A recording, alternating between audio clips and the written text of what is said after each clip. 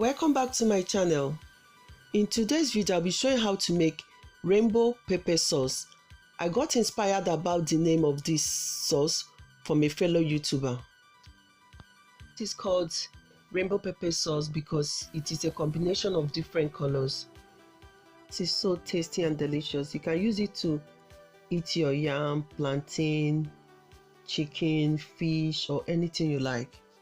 Today's video, I would like you to enjoy the beautiful sound and feel like you are in the kitchen with me.